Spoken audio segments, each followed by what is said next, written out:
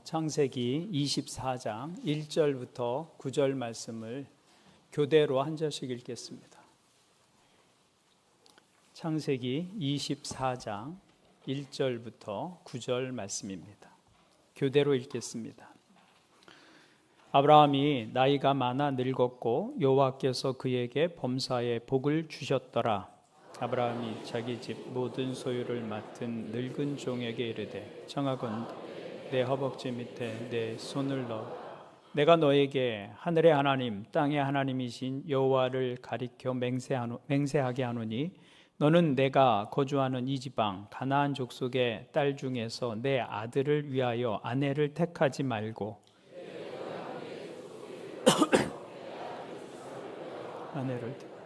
종이 이르되 여자가 나를 따라 이 땅으로 오려고 하지 아니하거든 내가 주인의 아들을 주인이 나오신 땅으로 인도하여 돌아가리이까. 아브라함이 그에게 이르되 내 아들을 그리로 데리고 돌아가지 아니하도록 하라.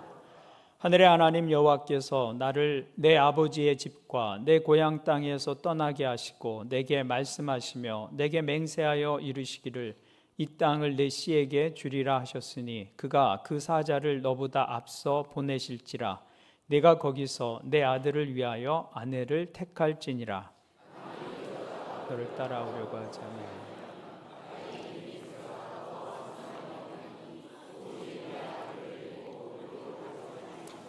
같이 읽겠습니다. 그 종이 주인 아브라함의 허벅지 아래에 손을 넣고 이 일에 대하여 그에게 맹세하였더라. 아멘.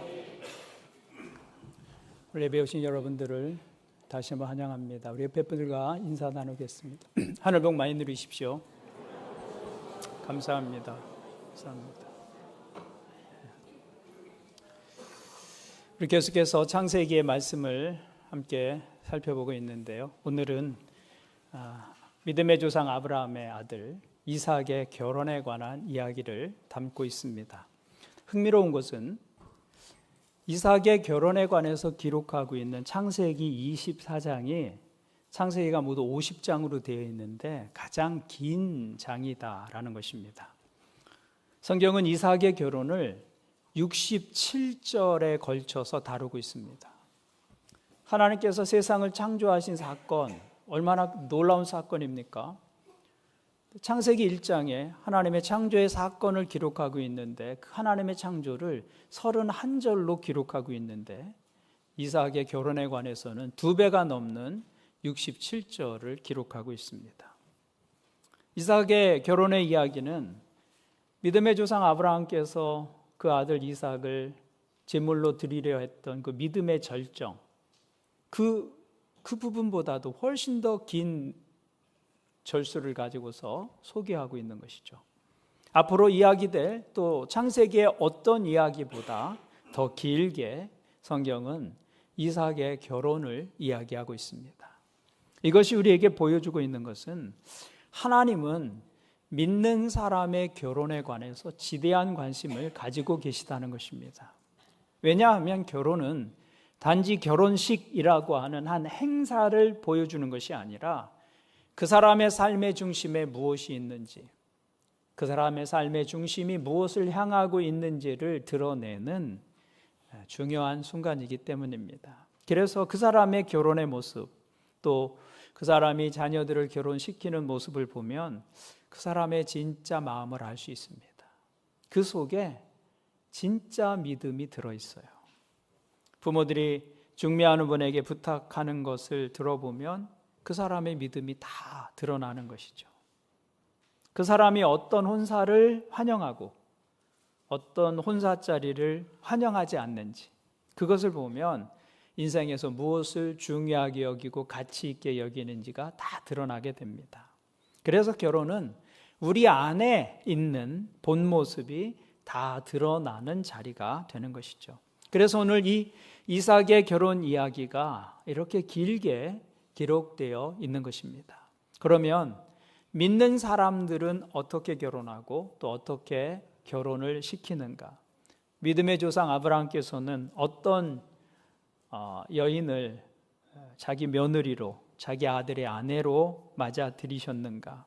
오늘 아브라함께서 아들 이삭의 결혼을 준비하는 모습에서 그리스도인의 결혼, 또 배우자를 정하는 몇 가지 원칙들을 생각해 볼 수 있을 것입니다. 첫 번째, 그리스도인이 배우자를 정하는 첫 번째 원칙은 같은 믿음 안에서입니다. 같은 믿음 안에서. 아브라함은 자기 아들 이삭의 아내를 구하러 자신의 충성스러운 종을 보내면서 이렇게 당부합니다. 3절과 4절을 보시면 내가 너에게 하늘의 하나님 땅의 하나님이신 여호와를 가리켜 맹세하게 하노니 너는 내가 거주하는 이 지방 가나안 족속의 딸 중에서 내 아들을 위하여 아내를 택하지 말고 내 고향 내 족속에게로 가서 내 아들 이삭을 위하여 아내를 택하라. 아브라함은 아들 이삭의 결혼에 대해서 분명한 선을 긋고 있습니다. 나의 고향, 나의 친척이 사는 곳으로 가서 내 아들 이삭의 아내를 찾으라.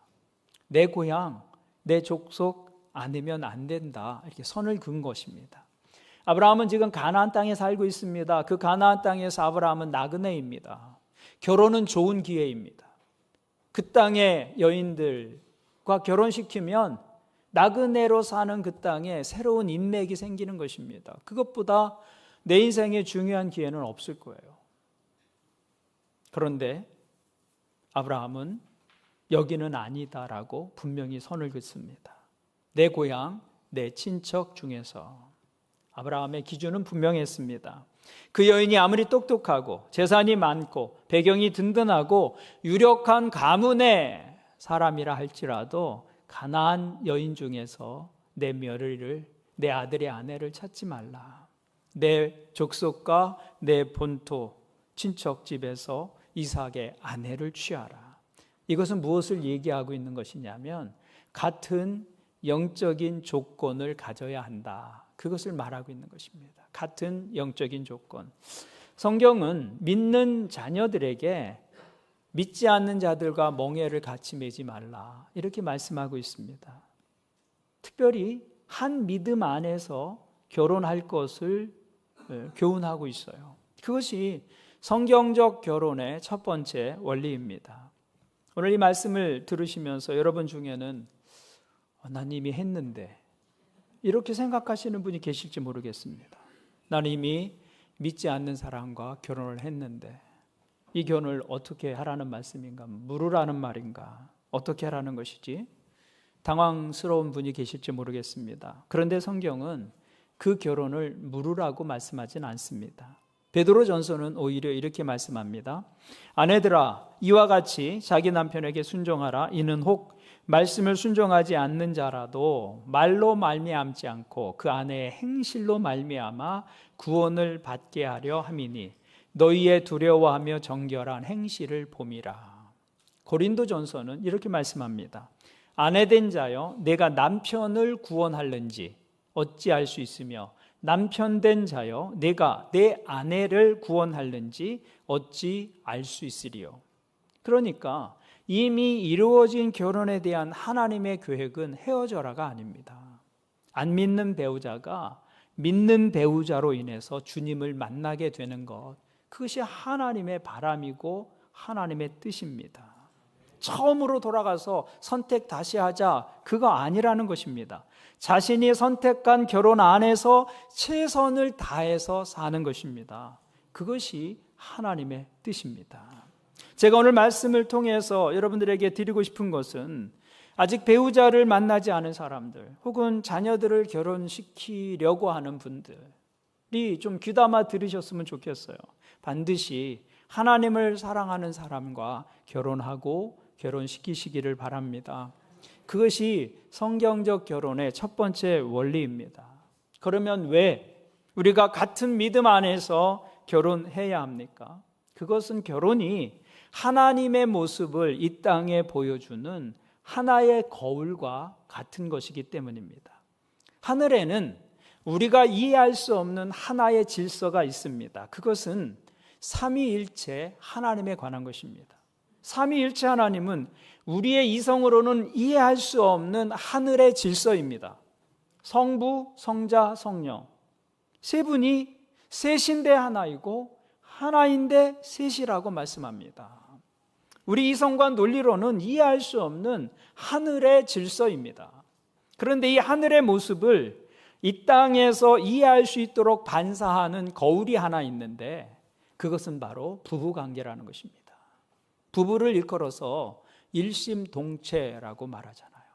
둘인데 하나라고 말합니다. 분명히 서로 다른 인생을 살아왔습니다. 다른 배경에서 20, 30년을 살아왔습니다. 근데 부부가 되어서 서로 사랑하다 보면 입맛을 닮아가게 되고 생각이 하나로 모아지게 되고 가치관이 통일되고 그래서 둘인데 하나이고 하나인데 둘인 그런 신비로운 관계를 형성하게 됩니다. 그것이 부부 일심동체, 부부는 한 마음이고 한 육체다 그 얘기죠.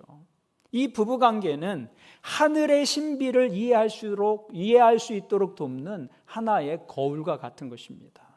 그래서 에베소서는 이렇게 말씀하고 있습니다. 그러므로 사람이 부모를 떠나 그 아내와 합하여 그 둘이 한 육체가 될지니 둘이 하나 되라 말씀하고 있어요. 그러면서 이 비밀이 크도다. 나는 그리스도와 교회에 대하여 말하노라. 부부가 두 사람이지만 둘이 하나 되는 것, 그 연합을 성경은 이 비밀이 크도다라고 말씀하고 있습니다. 그리고 그것이 삼위일체 하나님을 이해하는 거울이 되며 또한 그리스도와 교회의 관계를 이해하는 구체적인 상징이 된다고 말씀하고 있습니다. 그래서 성경은 믿는 자들의 결혼을 중요하게 보시는 것입니다. 그런데 한 사람은 주님께 헌신하고 주님을 사랑하는데 부부 중에 또 한 사람은 주님을 알지 못한다면 그 결혼이 하나 되는 것이 그렇게 쉽지는 않을 것 같습니다. 말이 하나도 안 통하는 외국 사람과 여러분이 결혼했다고 생각해 보십시오. 문화가 다르고 언어가 다르고 가치관이 다르고 그 두 사람이 하나 되는 것은 매우 힘들고 어려운 일이 될 것입니다. 영적으로도 마찬가지입니다. 영적인 말이 통하지 않습니다. 영적인 가치관이 다르고 보는 세계, 보는 눈이 완전히 다른 두 사람이 어떻게 하나, 온전한 하나가 될 수 있겠느냐라는 것이죠. 한 사람은 내게 주어진 이 모든 것을 하나님의 축복으로 이해합니다. 그래서 내게 주어진 것 하나하나를 감사의 눈으로 봅니다. 그런데 또 한 사람은 그게 왜 하나님이 주신 거냐고, 내가 수고하고 노력해서 얻은 것인데 그게 왜 하나님께 감사할 일이냐고 말합니다. 한 사람은 인생에 닥친 어려움과 문제를 기도하면서 하나님 뜻 안에서 해결해 가기를 원합니다. 그런데 또 한 사람은 온갖 방법을 동원하고 사람을 찾고 그래서 그 일을 해결하라고 한다면 둘이 하나 되기가 쉽지 않을 것입니다. 한 사람은 인생에서 가장 중요한 그 시간과 물질을 하나님의 나라를 위해서 귀하게 사용하고 싶어 합니다. 그런데 또 한 사람은 그것들을 왜 그렇게 사용하느냐고, 자기 자신과 자신들의 유익만을 위해서 사용하기를 원한다면 거기에서도 갈등을 경험하게 될 것입니다. 한 사람은 성경을 삶의 기준으로 삼아서 행동하고 결정하고 선택하기를 원하는데 한 사람은 자기 경험과 판단을 신뢰하며 살아가기를 원합니다. 이렇게 완전히 다른 두 사람이라면 어떻게 온전한, 부부라고 하더라도 어떻게 온전한 한 몸을 이룰 수 있겠느냐라는 것이죠. 그래서 아브라함은 이 가나안 족속 중에서 이삭의 아내를 찾지 마라. 내 동족에게로 가서 내 아들의 아내를 찾으라고 말씀하신 것입니다. 물론 현실적인 어려움이 있기는 합니다. 어디 남녀의 만남이 원리대로 딱딱 되던가요? 안다고 여러분 그대로 되던가요? 아는 대로 되지 않는 것 중에 하나가 남녀 관계입니다. 어느 날 갑자기 어떤 사람이 내 눈에 들어오기 시작하면 걷잡을 수 없이 그 관계가 진행이 되는 것이 남녀 관계입니다. 그래서 어느 정도 진행이 되었는데 이제 와서 그만두어야 하는가?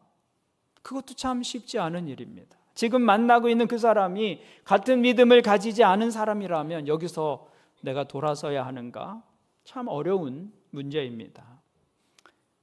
정말 우리가 믿음 안에서 모든 사람이, 모든 그리스도인이 믿음 안에서 만나야 한다면 다 교회 안에서 만나야 합니다. 현실적으로 교회 안에서 성비가 맞지를 않습니다. 교회 안에 여성의 절반은 만날 수가 없어요. 상대를 만나는 게 굉장히 어렵습니다. 그래서 목사로서 한 믿음 안에서 해야 된다라고 말하기가 정말 어려운 상황이 현실의 문제인 것이죠. 그래서 현실적인 접근은 만나고 있는 그 사람이 아직 믿지 않는 사람이라면 적어도 내가 가진 믿음에 대해서 긍정적이어야 합니다. 부정적이라면 여러분 그것은 고려해 볼 필요가 있습니다. 긍정적이어야 합니다. 그리고 함께할 마음이 열려 있어야 합니다. 왜냐하면 내가 사랑하는 사람에게 믿음이 그렇게 중요한 요소라고 한다면 저 같으면 무시할 수 없을 것 같아요. 제가 정말 그 사람을 좋아하고 사랑하는 사람이라면 내가 아직 믿음이 없다 할지라도 그 사람이 가진 그 믿음에 관해서 무관심하거나 무시할 수 없을 것 같습니다. 무엇 때문에 이 사람이 그렇게 이 일을 중요하게 여기는가 관심이 가지 않을 수 없을 것입니다. 내가 좋아하고 내가 결혼하고 싶어하는 그 사람이 인생에서 가장 중요하게 여기는 그것이라면 어떻게 무시하고 무심하게 대할 수 있겠어요? 저는 그럴 수 없을 것이라고 생각합니다. 적어도 관심 가지고 함께 해보려는 노력 가지게 될 것입니다. 왜냐하면 사랑은 함께 하는 것이기 때문입니다. 사랑은 함께 하는 거예요. 사랑은 그 사람이 좋아하는 것 나도 좋아하게 되는 거고, 그 사람이 관심 가지는 것 내 관심이 되는 것이고, 그 사람이 중요하게 여기는 것 나도 중요하게 보게 되는 것, 그게 사랑 아닙니까? 그런 것이 없다면 그 관계를 진지하게 돌아볼 필요가 있는 것이죠. 그래서 저는 누가 주례를 부탁하면 결혼 전에 적어도 4번 저와 만나야 합니다. 그래서 함께 결혼에 대해서 공부를 합니다. 그리고 상대가 믿지 않는 사람이라면 그 4주, 5주 만나면서 복음을 전하는 기회를 갖습니다. 어떤 형제는 결혼식 앞두고 침례부터 받겠다고. 그래서 침례 받고 그 다음에 결혼식을 올리기도 합니다. 그렇게 해서 영적인 부분을 함께 공유할 수 있도록 그 출발을 돕는 것이죠. 그래서 그런지 지금까지 저도 적지 않은 결혼 주례를 해왔지만 제가 주례한 부부 중에 이혼한 부부는 아직도 한 가정이 없습니다. 참 감사한 일입니다. 한 가정이 결혼 예비학교를 못 마쳤어요. 결혼 예비학교를 들으러 오는 중에 아주 심각하게 다투고 돌아가는 일이 여러 번 반복되면서 마무리 못하고 결혼식을 하게 됐어요. 제가 형제한테 이 결혼 좀 심각하게 고려해 볼 필요가 있겠다, 그런 얘기를 했는데 날짜는 정해졌고 결혼을 하게 됐어요. 얼마나 심하게 싸우는지 둘이 싸우면 경찰이 동원됩니다. 그렇게 싸웠어요. 그래서 결국은 이혼을 고려하고 있습니다. 그 얘기를 들었습니다. 이혼 숙려 기간까지 갔어요. 그런데 지금은 언제 그랬냐는 듯이 제가 그래서 가끔 카톡에 푸사를 들여다봅니다. 보면 아기 하나 안고서 둘이 행복하게 있는 모습을 보면 잘 살고 있구나. 참 감사한 일입니다. 그리스도인의 결혼의 첫 번째 원리는 같은 믿음 안에서입니다. 같은 믿음 안에서.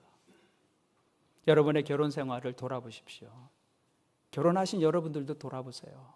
우리는 같은 믿음 안에서 부부가 함께 살아가고 있는가? 그렇지 않다면 여러분의 인생에 중요한 기도의 제목이 되어야 할 것입니다. 또한 여러분의 자녀들의 결혼이 이 영적인 원리 위에서 세워질 수 있도록 기도하면서 준비하셔야 할 것입니다. 그리스도인의 결혼의 원칙은 같은 믿음 안에서입니다. 그리고 두 번째 원리는 도덕적인 건강함을 추구하라 하는 것입니다. 도덕적인 건강함을 추구하라. 16절을 보겠습니다. 그 소녀는 보기에 심히 아리답고 지금까지 남자가 가까이 하지 아니한 처녀더라. 그가 우물로 내려가서 물을 그 물동이에 채워가지고 올라오는지라. 성경은 이삭의 아내가 될 리브가를 묘사하고 있는데 먼저는 그 소녀가 심히 아름답다고 그랬어요. 이것도 결혼의 중요한 조건 중에 하나죠. 간과할 수 없는 부분입니다. 어떻게 얼굴이나 외모를 보지 않을 수가 있겠어요? 제 아내는 얼굴을 안 봤다 이런 얘기를 자주 하는데 어떻게 얼굴이나 외모를 안 볼 수가 있겠습니까? 그런데 이 아브라함의 종은 이삭의 아내가 될 사람에게서 그것만 보지 않았어요. 그것만 보지 않았어요. 그럼 무엇을 보았습니까? 이 말씀을 보니까 지금까지 남자가 가까이 하지 아니한 처녀더라. 무엇을 본 것입니까? 도덕적인 건강함을 본 것입니다. 리브가는 이 도덕적으로 건강하게 자란 사람이요, 삶에서 도덕적인 건강함을 추구하는 사람이었다는 것이죠. 현대인은 누구나, 사람은 누구나 행복을 최고의 가치로 삼고 수고하며 땀 흘리며 사는 이유가 삶에서 행복을 얻기 위한 것일 것입니다. 그런데 성경은 우리가 추구해야 할 최고의 가치는 행복이 아니라 거룩이라고 말씀합니다. 하지만 많은 사람들은 행복은 원하지만 거룩은 원치 않습니다. 사람들의 생각에 행복과 거룩은 어울리지 않는다고 생각해요. 거룩과 행복, 어울리는 단어라고 느끼지 않습니다. 그런데 거룩이 없이는 참된 행복도 없습니다. 거룩 없이는 진정한 행복도 없습니다. 그것이 성경의 관점입니다. 삶의 행복은 소중한 것입니다. 그래서 우리가 땀 흘리는 거잖아요. 애써서 수고하고 노력해서 그거 얻으려고 하는 거잖아요. 그러니까 행복은 소중한 거예요. 행복은 가치 있는 것입니다. 그런데 생각해 보십시오. 가치 있고 소중한 것을 더러운 그릇에 담아두는 사람이 있겠습니까? 그런 사람은 없을 것입니다. 가치 있고 소중한 것인데 어떻게 더러운 그릇에 담아두겠습니까? 소중한 것, 가치 있는 것은 깨끗한 그릇에 담기 마련입니다. 마찬가지입니다. 인생에서 행복이 그렇게 소중한 가치라고 한다면 그것은 절대로 더러운 그릇에 담아서는 안 될 것입니다.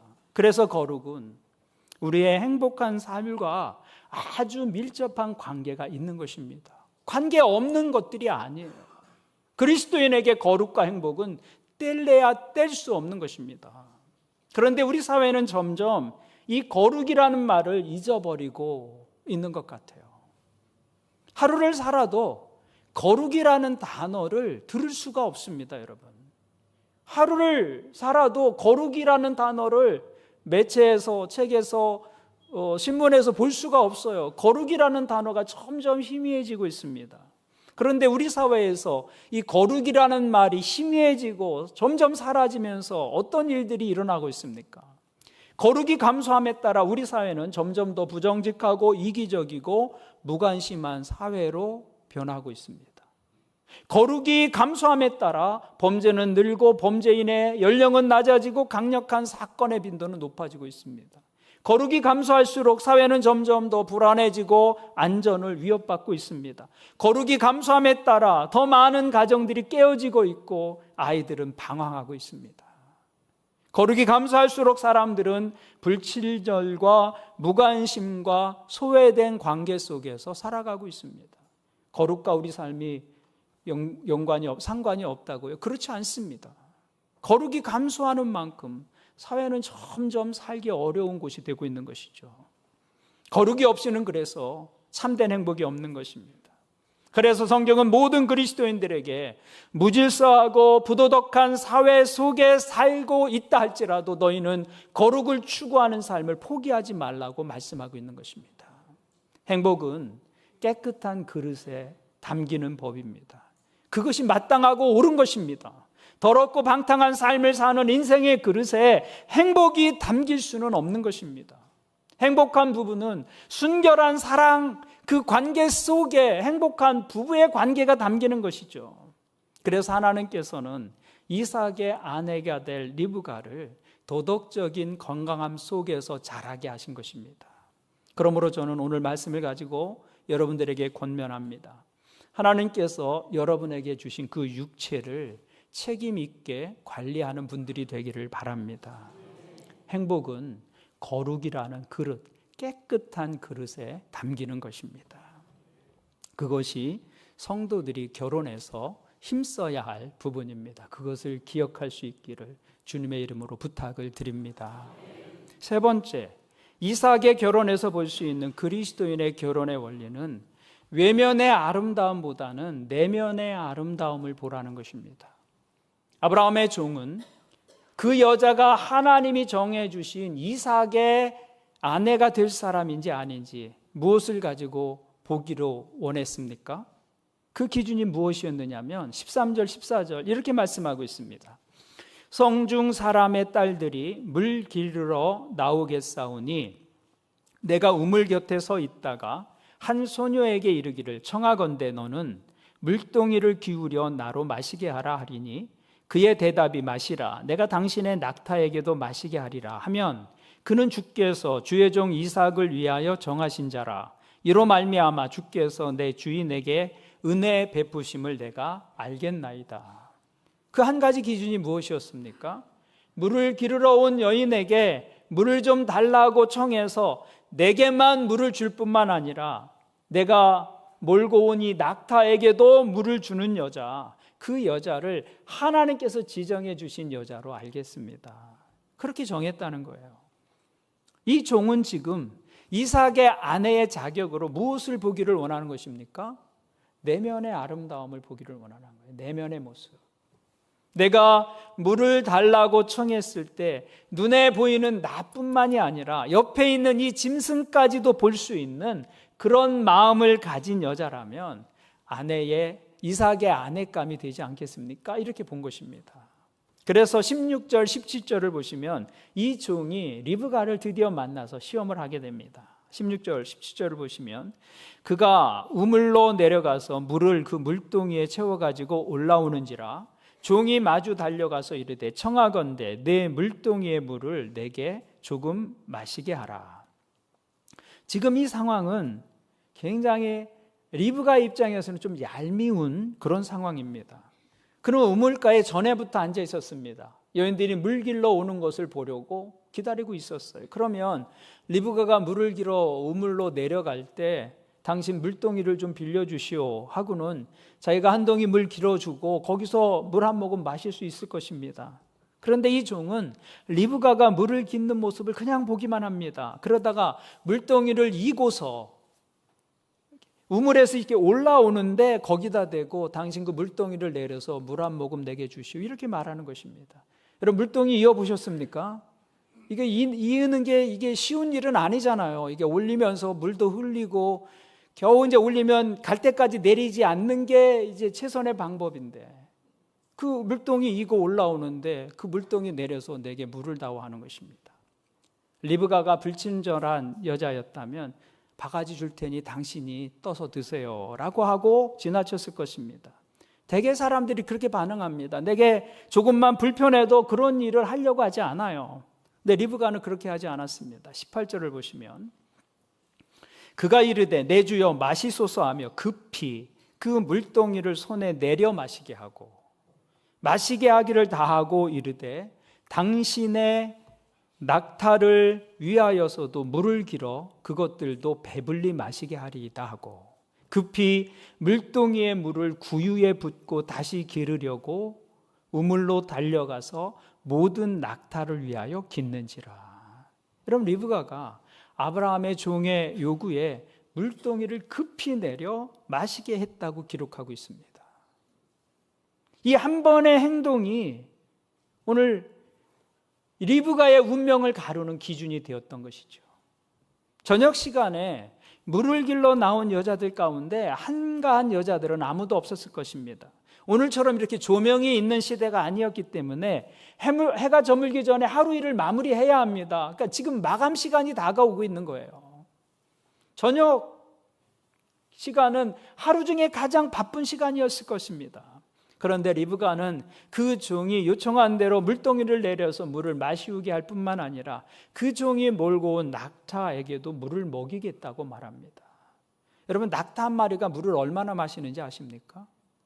제가 찾아보니까요 90리터에서 130리터를 마십니다.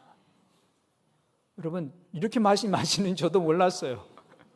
그래서 그냥 해갈만 하도록 물을 조금씩 부어줄 수도 있었겠다라는 생각을 했는데 리브가가 뭐라고 말했느냐면 당신이 몰고 온 낙타도 배부르게 마시게 하겠다 이렇게 말했어요. 그럼 적어도 한 마리에게 몇 리터의 물을 제공하겠다는 말이에요. 100리터의 물을 제공하겠다는 것이죠. 10마리면 몇 리터의 물이에요? 1톤의 물이에요. 1톤의 물.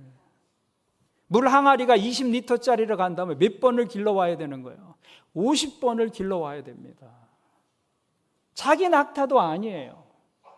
다른 사람의 낙타, 그것도 지나가는 나그네의 낙타입니다. 내게 의무가 없는 일이에요.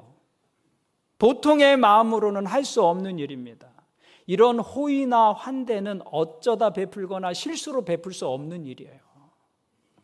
이 사람은 낯선 사람이고 나그네입니다. 내가 도와야 할 의무가 전혀 없는 사람입니다. 그렇지만 리브가는 이 사람을 호의와 환대로 대합니다. 이 행동은 리브가가 어떤 인생을 살아왔는지를 보여주는 단적인 모습이에요. 한 바가지 물을 주는 게 아닙니다. 수고롭게 일을 해야 돼요. 제가 보니까 적어도 2시간은 했겠더라고요. 50번 왔다 가려 하려면 한 번에 2분씩만 따져도 100분이잖아요. 그런데 그것을 기꺼이 감당하고 있는 것이죠. 마음이 아름다운 사람입니다. 여러분, 그의 눈에는 이 목마른 한 나그네뿐만이 아니라 하루 종일 사막을 걸어온 낙타까지 보이는 것이죠. 이것이 마음이 아름다운 사람의 모습입니다. 마음이 아름다운 사람은 눈이 아름다운 사람이에요. 눈에 무슨 예쁘게 치장했다 그런 얘기가 아니라 눈으로 볼 수 있는 사람이다. 리브가의 눈에는 낙타가 보이는 거예요. 거기 낙타가 있다고 다 그것을 보게 되는 거 아닙니다. 관심 밖에 있으면 있어도 보이지 않습니다. 그게 우리 눈이에요. 그게. 어제 밥 먹다가 잠깐 TV를 봤더니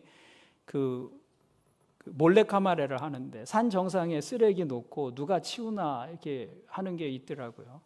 저녁 하산할 때까지 아무도 그 쓰레기를 치우지 않았습니다. 저는 좀 실망이 됐습니다. 아니, 지금 우리가 어느 시대를 살고 있는데 그 많은 사람들이 산 정상에 올라왔다 내려가면서 그 눈에 보이는 쓰레기를 집어서 가지 않는가. 좀 실망이 되더라고요.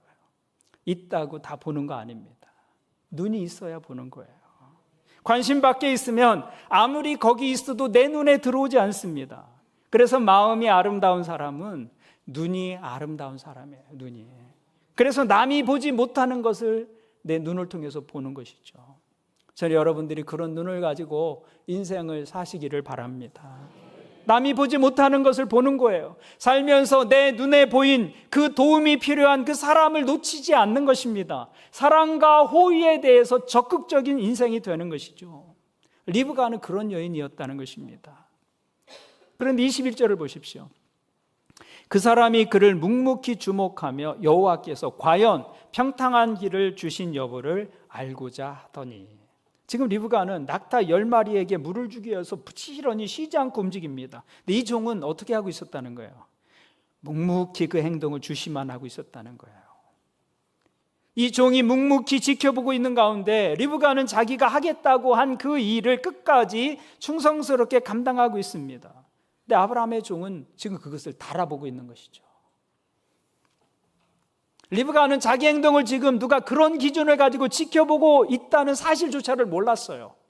이게 시험이다라는 사실 자체를 몰랐습니다.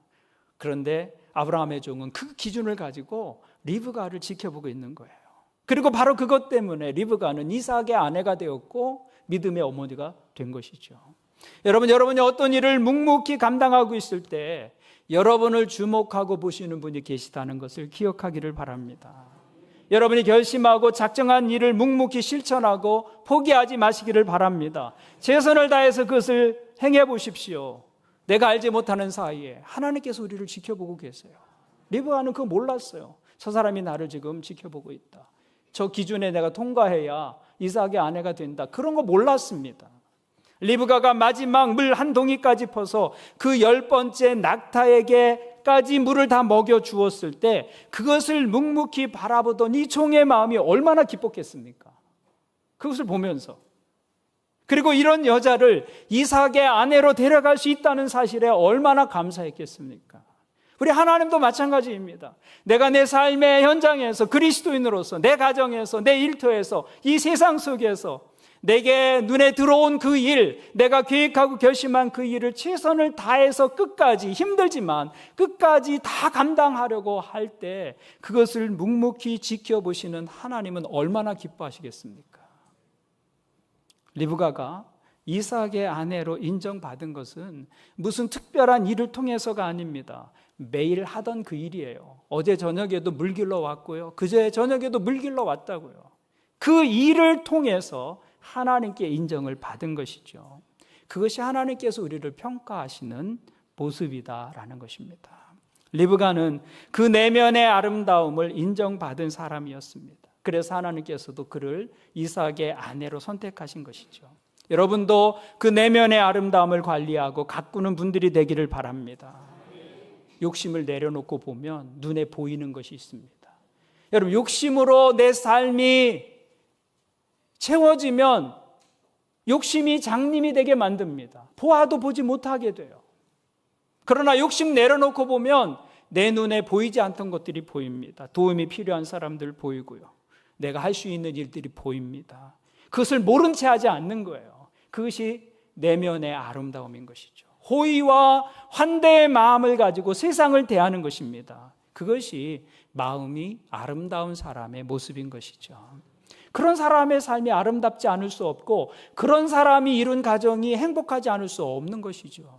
서로 호의와 환대를 가지고 대하는데, 오늘 이삭의 결혼에 관해서 말씀하고 있는데, 이것이 여러분 결혼 생활의 원리가 되기를 바라고 여러분의 자녀들이 결혼하는 원리가 될 수 있기를 바랍니다. 첫 번째 원리는 믿음 안에서입니다. 믿음 안에서. 부부가 같은 믿음 안에서 영적인 축복을 함께 공유하는 것, 그것이 여러분의 관계가 되고 여러분의 가정이 될 수 있기를 축복합니다. 두 번째 원리는 도덕적 건강함입니다. 행복은 깨끗한 그릇에 담겨야 합니다. 그것은 가치 있고 소중한 것이기 때문에, 그러므로 도덕적인 건강함을 추구하십시오. 그런 여러분의 인생에 하나님께서 행복을 담아 주실 것입니다. 그리고 마지막으로 내면의 아름다움을 추구하십시오. 마음이 아름다운 사람은 눈이 아름다운 사람입니다. 그래서 남이 보지 못하는 것을 보는 것이죠. 도움이 필요한 사람, 내가 해야 할 일들, 도움이 필요한 사람들, 그것을 보고 움직이는 것, 그것이 그리스도인의 마땅한 모습입니다. 여러분 개인의 삶과 여러분 부부의 삶과 여러분의 가정에 이런 모습이 있기를 바랍니다. 그때 여러분의 가정은 하나님께서 보시기에 기뻐하시고 복 주시기를 원하시는 그런 가정이 될 것입니다. 이 은혜와 축복이 예배하는 여러분 모두에게 있기를 주님의 이름으로 축원을 드립니다. 아멘. 기도하시겠습니다. 하나님 아버지, 주님께서 세우신 결혼과 가정의 원칙, 말씀을 통해 다시 생각하게 하시니 감사합니다. 오늘 말씀을 따라 부부관계를 세우고 또 가정을 세워가는 사랑하는 성도들 되게 도와주옵소서. 특별히 우리 자녀들의 만남과 결혼에 주님의 은혜가 있게 하시고 경건한 믿음과 도덕적 건강함 위에 저들의 삶과 믿음과 관계가 세워져 가는 복을 허락하여 주옵소서. 특별히 은혜를 구하는 것은 세상에는 흔들리고 아파하는 가정들이 적지 않습니다. 사랑으로 시작했지만 상처, 아픔, 갈등으로 인해 무너지는 가정들이 참 많습니다. 하나님 은혜를 구하오니 저들의 아픔과 어려움, 눈물 하감하시고 오늘 말씀의 원리를 따라 부부와 또 온 가족이 같은 믿음 위에 서는 은혜를 부어주옵소서. 서로를 환대와 호의로 대하게 하시며 의무를 넘어서 서로를 섬기는 복된 관계를 회복할 수 있도록 도와주옵소서. 예배하는 모든 성도들의 가정이 하나님 앞에서 맺은 그 언약 기억하며 서로에게 깊이 헌신하고 축복된 관계를 더 풍성히 이어가는 복된 가정 이루어지게 도와주옵소서. 예수님의 이름으로 기도합니다. 아멘.